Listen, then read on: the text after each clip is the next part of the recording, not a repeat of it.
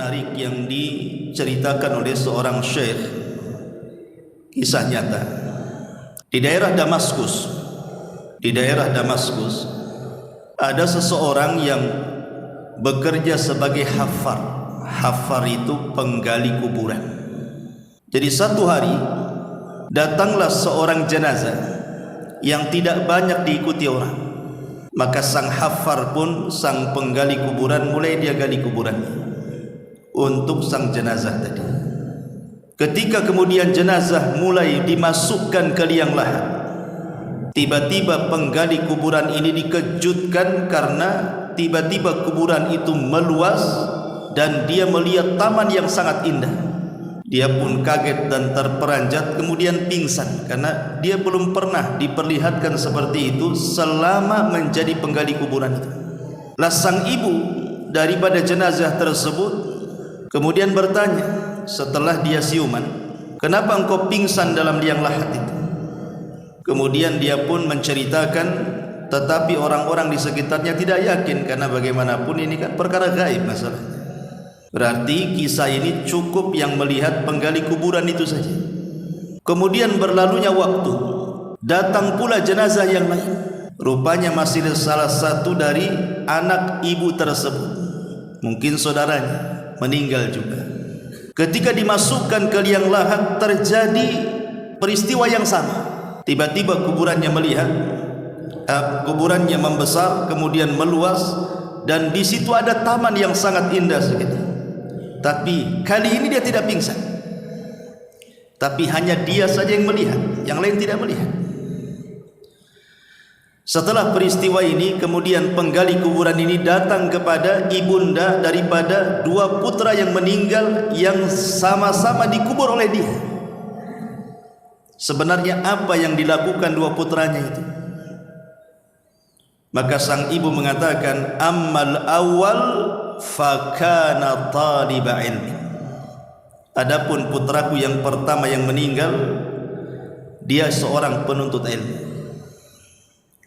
Adapun yang kedua, dia seorang tajir, seorang peniaga, dan hasilnya disedekahkan untuk saudaranya dalam rangka talabul ilmi.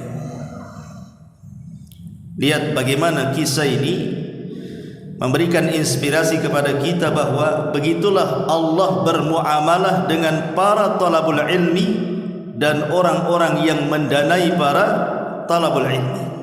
Terlepas kisah ini benar atau tidak, tapi cukuplah hadis tadi yang saya jelaskan bahwa apabila kalian lewat di taman-taman indah dari taman-taman surga, singgah di situ. Kemudian sahabat bertanya, apa yang dimaksud taman indah tersebut? Maka Rasul mengatakan majlis seperti ini. Masalahnya tidak yakin orang itu kalau sedang duduk di majelis ilmu, dia sedang duduk di taman surga. Itu yang masalah, sehingga banyak yang tidak tertarik untuk duduk datang di thalabul ilmi. Ma'asyiral muslimin yang dimuliakan Allah Subhanahu wa taala, 14 abad yang silam Nabi sallallahu alaihi wasallam sudah menghabarkan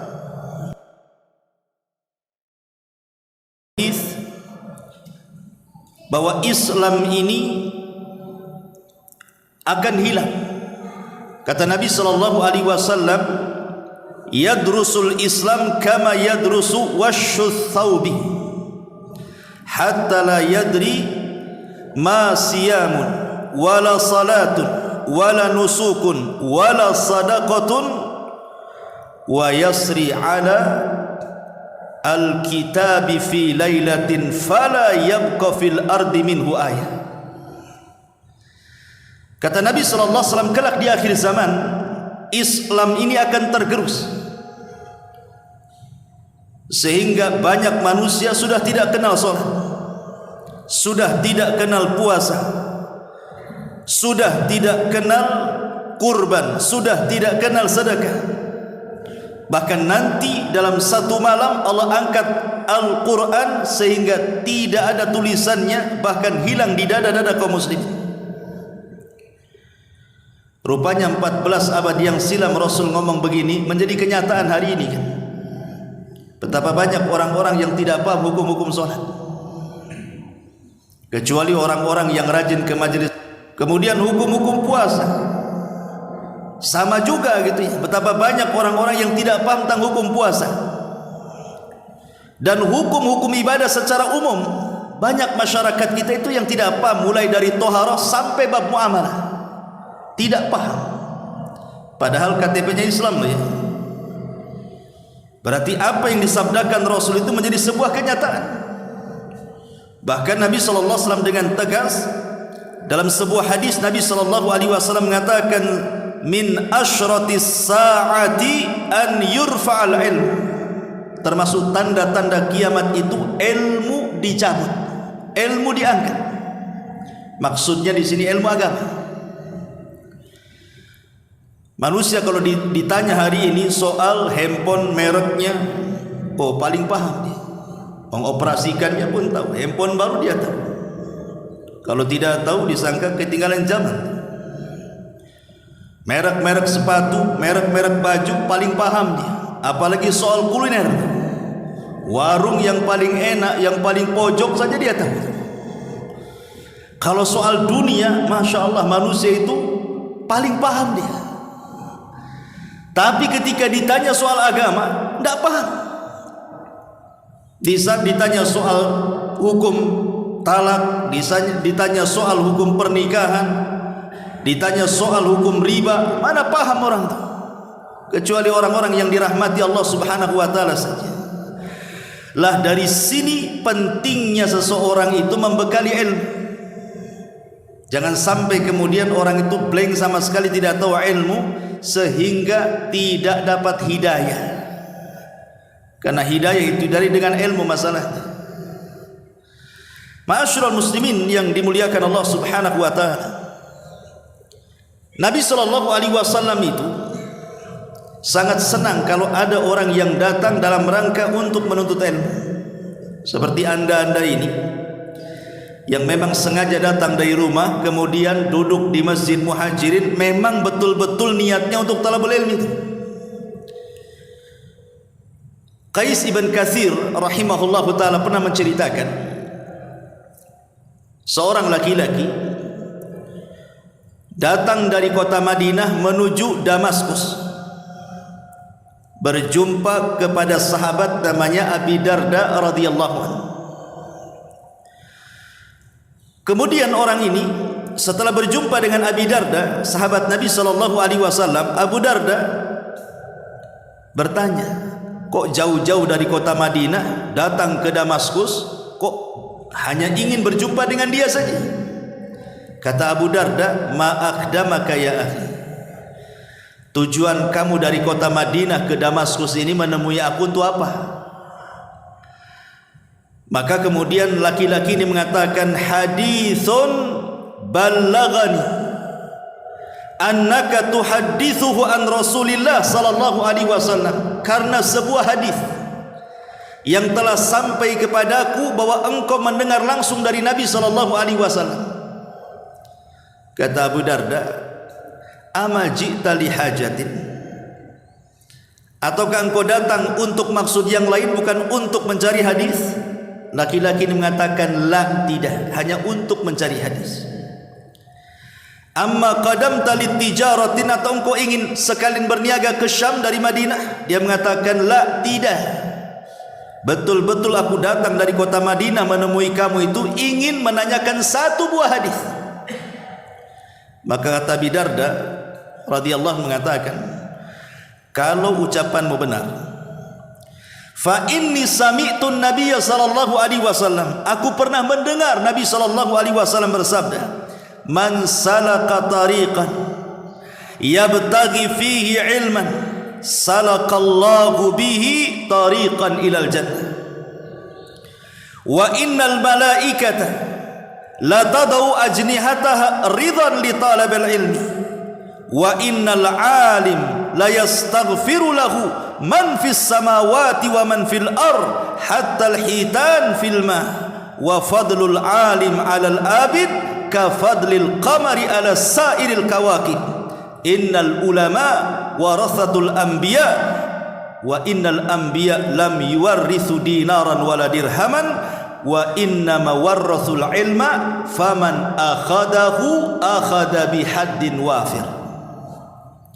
Kata Abi Darda radhiyallahu an, dia mengatakan, kalau memang ucapanmu benar, Nabi SAW pernah aku dengar bersabda, siapa yang meniti sebuah jalan, memang tujuannya dia berjalan itu dalam rangka mencari ilmu agama, maka Allah akan mudahkan jalannya menuju surga. Ya, yang pertama, Allah mudahkan jalannya menuju surga. Jadi jalan yang sangat pantas dan pintas gitu ya menuju surga itu hanya dengan ilmu. Dengan apa caranya coba? Tidak ada lagi. Jangan bicara jalan ke surga ya, cari alamat saja. Kalau orang tidak tahu alamatnya, tidak tahu ilmunya, putar-putar tuh, tidak sampai-sampai itu. Kalau kita mencari alamat di dunia saja, kita tidak punya pengetahuan, itu putar-putar tuh. Apalagi jalan menuju surga. Makanya orang yang memiliki pengetahuan, dia tahu bagaimana cara untuk mencari jalan yang dekat dengan surga, dan itu dengan ilmu agama. Kemudian yang kedua, Nabi SAW mengatakan, dan sesungguhnya para malaikat akan mengepakkan sayap-sayapnya karena redha dengan para penuntut ilmu. Dalam hadis yang lain, jadi kalau kita sedang berkumpul seperti ini, itu malaikat di atas kita itu sedang mengepak-ngepakkan sayapnya, kemudian memanggil kawan-kawannya, kemudian mereka akan bertumpuk sampai ke langit. Malaikat yang paling atas itu akan berjumpa dengan Allah Subhanahu wa taala, dan Allah pun berfirman, ada apa kalian bertumpuk-tumpuk di sini? Maka malaikat yang paling atas menghabarkan bahwa hambamu di bawah sedang berzikir mengingat dirimu. Kata Allah, apa yang mereka minta? Mereka hanya mengharap agar mereka masuk surga. Allah katakan, aku kabulkan permintaannya. Jadi para malaikat itu mereka mendoakan kita. Bahkan lebih daripada itu, yang ketiga kata Nabi SAW di sini, dan sesungguhnya semua makhluk yang ada di langit, semua makhluk yang ada di bumi, semua meminta ampunkan kepada para penuntut ilmu dosa, kemudian langsung mengucapkan astagfirullah. Itu kadang malas kita ini, kadang tidak sempat bertobat pun. Tapi orang yang hanya duduk saja di majelis ilmu tuh, ngantuk-ngantuk dikit gak apa-apa lah kan? Tapi jangan ngantuk banyak pula. Hanya sekedar duduk saja tuh, itu sudah diampuni itu dosa-dosanya.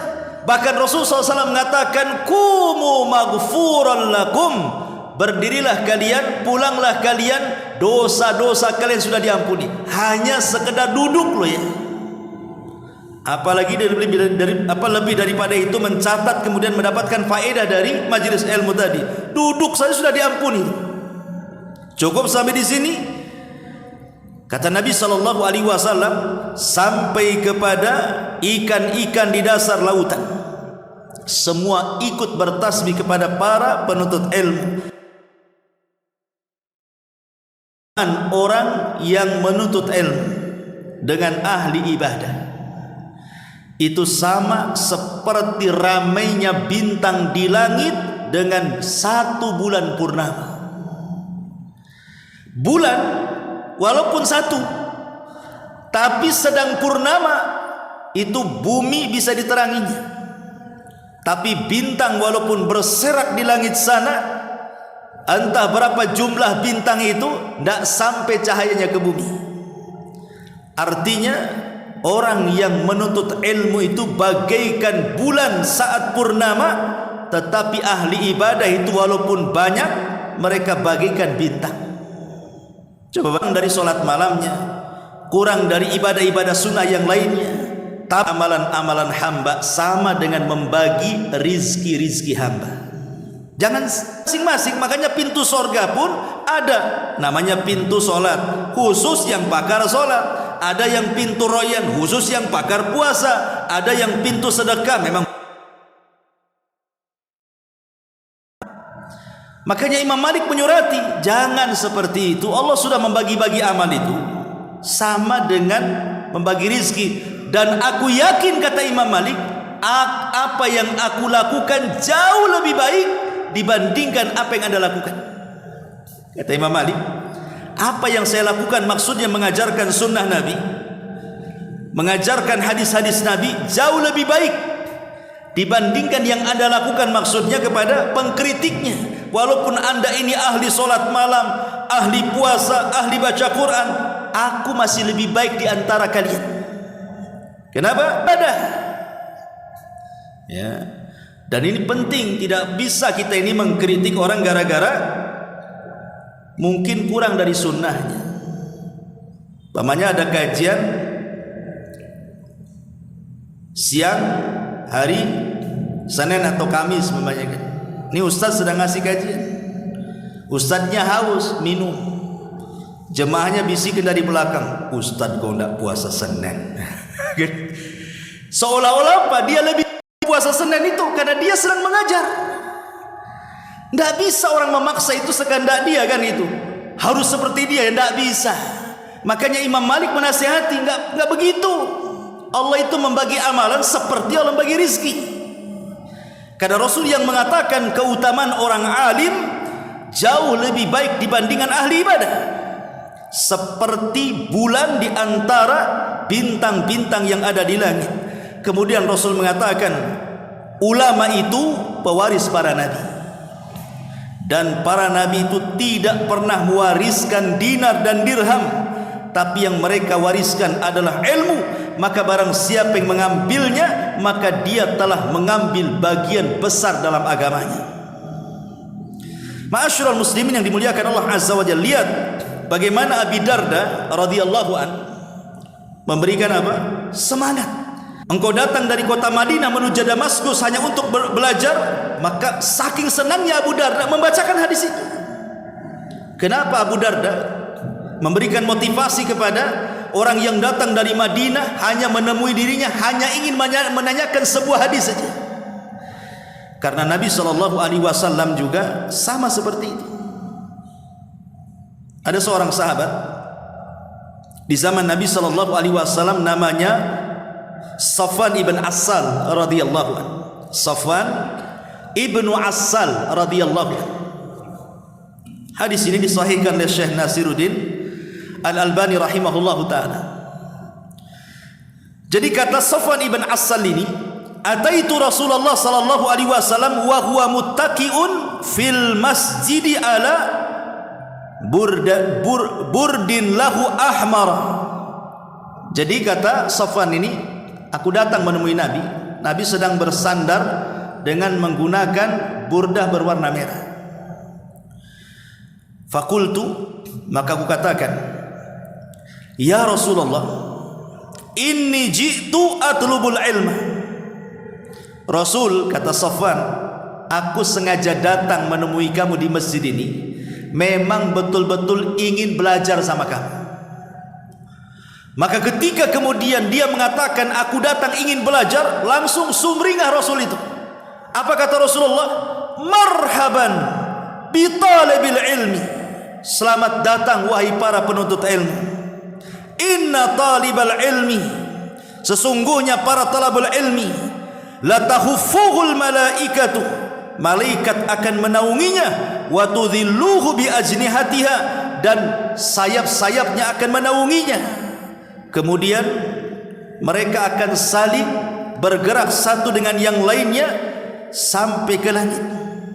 Kemudian Rasul menyebutkan beberapa keutamaan para penuntut ilmu. Syahidnya Rasul senang, Rasul bahagia dengan para penuntut ilmu. Jadi kalau seandainya Rasul hidup di zaman sekarang, antum datang ke Masjid Muhajirin, maka itu menyenangkan wajah Nabi. Rasul akan mengatakan marhaban bi talabil ilmi. Selamat datang wahai para penuntut ilmu. Luar biasa. Makanya satu hari dari hadis Abi Sa'id Al-Khudri radhiyallahu anhu disebutkan Nabi SAW mengatakan, sayatikum aqwamun yatlubuna al-ilma fa idza ra'aitumuhum faqulu lahum. Kata Nabi sallallahu alaihi wasallam, akan datang zamannya di mana akan muncul kaum-kaum yang mereka datang untuk menuntut ilmu. Apabila kalian melihat para penuntut ilmu, katakan kepada mereka. Apa yang harus dikatakan oleh kita kepada para penuntut ilmu? Kata Rasul, marhaban biwasiyati Rasulillah sallallahu alaihi wasallam. Selamat datang karena kalian sudah menunaikan wasiat Rasulullah sallallahu alaihi wasallam. Maka saya katakan kepada antum, marhaban biwasiyati Rasulillah sallallahu alaihi wasallam. Selamat datang, Anda semua sudah mengamalkan wasiat Nabi sallallahu alaihi wasallam. Begitulah Nabi sallallahu alaihi wasallam senangnya dengan para penuntut ilmu itu. Bahkan ada seorang sahabat kunyahnya Abul Mundhir, namanya Ubay ibn Ka'ab radhiyallahu anhu. Ubay ibnu Ka'ab, satu di antara 4 sahabat yang direkomendasikan Nabi diambil Qur'annya. Kata Rasul, ambillah Qur'an dari 4 orang. Salah satunya siapa? Ubay ibn Ka'ab.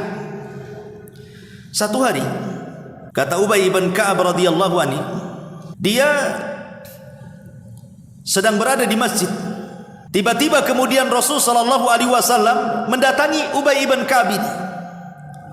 Kemudian mengatakan, "Ya Abal Mundhir." Abal Mundhir ini kunyah daripada Ubay ibn Ka'ab. "Ya Abal Mundhir, ayyu ayati min kitabillahi ma'aka a'zam?" Abu Mundhir, kata Rasul, saya mau tanya nih, ayat yang paling agung dalam Quran itu apa? Nabi SAW ingin mengetes, dan ini begitulah caranya Rasul mengajarkan agama. Terkadang memberikan sebuah soalan, pertanyaan. Hei Abul Mundhir, saya mau tanya nih, tahu nggak kamu itu satu ayat dalam Al-Quran yang paling agung? Abul Mundhir, Ubay bin Ka'ab tentu beradab kepada Rasul, tidak langsung menjawab. Dia mengatakan, Allah wa rasuluhu a'lam, Allah dan Rasulnya yang tahu. Tapi Rasul terus memberikan pertanyaan seperti itu. Akhirnya kemudian Abul Mundhir atau Ubay bin Ka'ab mengatakan, Allahu la ilaha illa huwal hayyul qayyum. Dia bacakan surah Kursi, ayat Kursi. Ketika Nabi SAW mendengar jawabannya, Abul Mundhir ini diberikan pengetahuan mampu menjawab soalan Rasul. Ketika ditanya, wahai Abul Mundhir, ayat yang paling agung dalam Quran itu apa? Kata Ubay bin Ka'ab membacakan satu ayat Kursi, bagian daripada surah Al-Baqarah. Apa kata Nabi SAW sambil menepuk dadanya, saking senangnya Rasul ini. Rupanya Ubay bisa menjawab dengan tepat, ditepuk dadanya. Kemudian Rasul mengatakan, wallahi liyahnikal ilmu ya Abul Mundhir. Demi Allah, kata Nabi SAW, semoga dadamu dipenuhi dengan ilmu wahai Abul Mundhir. Rasul senang, ya, diberikan semangat. Semoga dadamu penuh dengan ilmu. Begitulah harusnya. Kalau Nabi SAW senang dengan para sahabat yang menuntut ilmu, maka kita juga harus senang dengan para penuntut ilmu. Satu hari Abu Hurairah radhiyallahu an,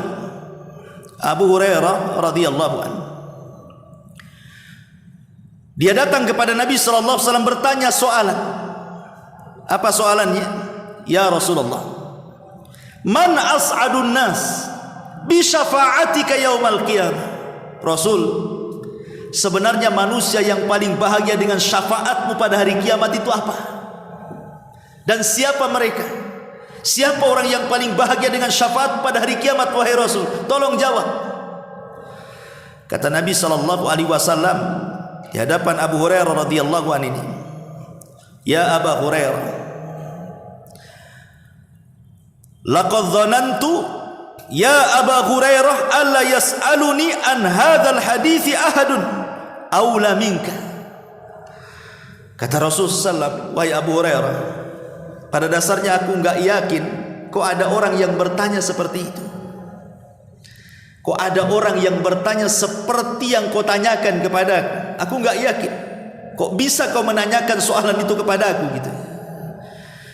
Tetapi kata Rasulullah, lima ra'aitu min hirsika 'alal hadis, karena aku melihat kau semangat dalam menuntut hadis, aku jawab.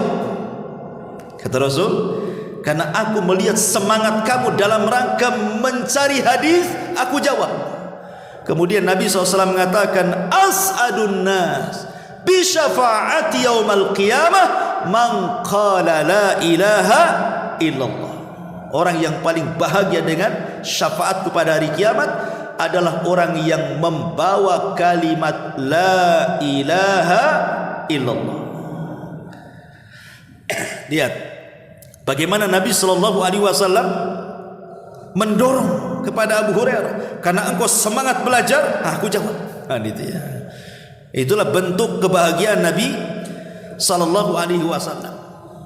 Bahkan bukan hanya perorangan, ini kan perorangan ya, seperti Ubay bin Ka'ab diberikan semangat oleh Nabi, Abu Hurairah radhiyallahu an, bahkan dalam bentuk jamaah.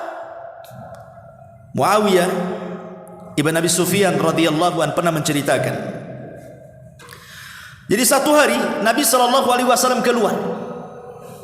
Rupanya banyak para sahabat sedang berkumpul di masjid, sedang tadarus gitu ya, mungkin sedang baca Quran, saling bertanya, sedang belajar atas hidayah yang Allah berikan kepada kami.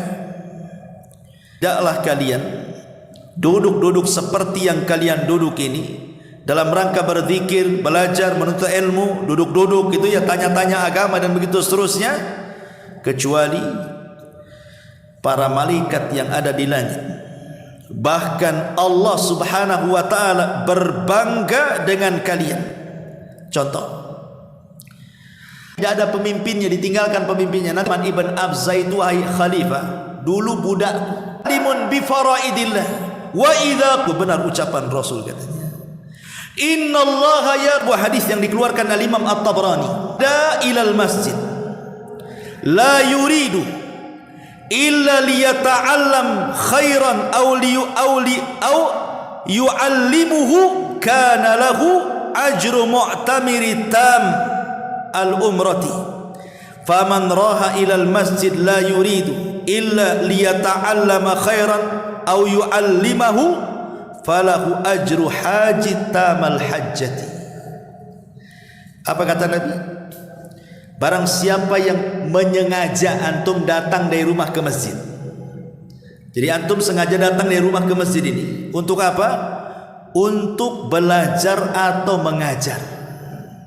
Antum datang untuk, kan maksudnya di sini rangka menuntut ilmu, maka posisinya sama dan begitu. Memang niatnya tulus karena anbiya wal mal, pemilik ilmu, pemiliknya sampai ke kuburannya.